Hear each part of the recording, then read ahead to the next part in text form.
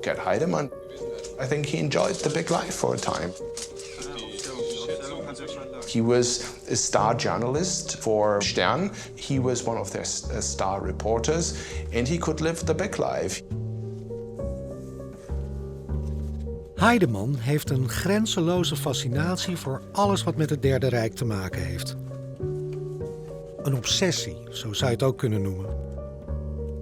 In zijn kelder in het centrum van Hamburg vergaart hij zoveel spullen dat de verzameling uitgroeit tot de grootste particuliere nazi-collectie ter wereld. I think that is one part of it, that he enjoyed the big life.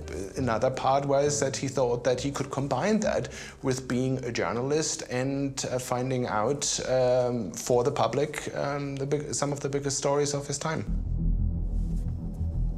In de kelder kwam professor Weber zo'n groots en meeslepend verhaal op het spoor.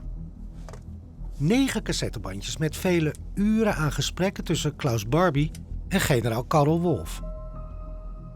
Opnames die Heidemann nooit heeft gepubliceerd.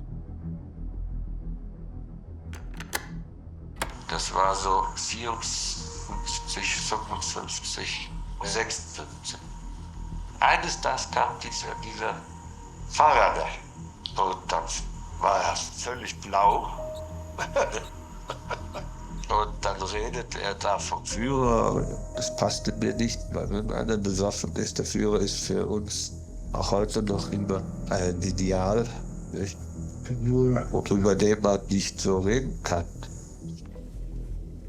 What is really striking is that these men are still believers. They ultimately still have faith.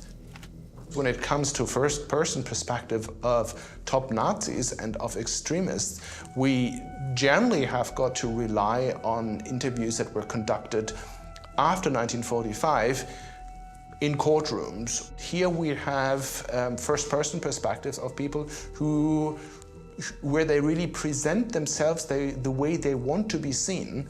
And that is extremely important in trying to understand extremism both then and now.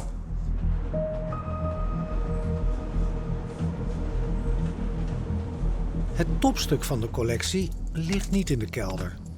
Daarvoor moet je naar de haven van Hamburg. Vlakbij het centrum van de stad dobbert het kroonstuk van Heidemanns collectie. Het motorjacht Karin II. Dat schip heeft een duister verleden. Het werd namelijk gebouwd in opdracht van de nummer 2 van het Derde Rijk, Hermann Göring. Gerd Heidemann decides to buy the yacht of Göring when the opportunity just comes up.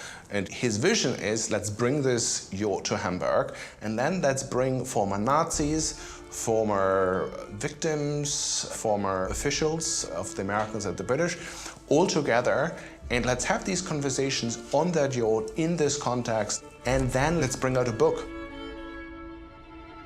You see how various people then, while they were drinking, put on Göring's uniform and so on, including the former governor of Spandau prison, so an American official. I personally find it quite uneasy to see those kinds of images, but I'm trying to explain the dynamics that was going on there. Once Karl Wolff and Gerd Heidemann meet, they quickly become very close. Karl Wolff was the adjutant, so the chief aide to Himmler for a number of years. He was also then his liaison in Hitler's headquarters. He was a very high-ranking SS officer, the number 1 ranking SS official in Italy. With Karl Wolff, we are really talking about people who had at least access to Hitler's inner circle, so he was very, very close to the center of power. We've got to bear in mind there were kind of a selection as well as a self-selection of people who had enjoyed to be significant and to be in the limelight. And that is suddenly all gone. They're nobodies. And I think that is what a lot of them find really difficult.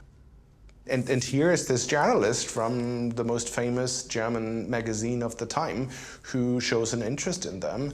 Here's the kind of promise that is kind of dangling in front of him of new significance that he is very happy that he very happily seizes.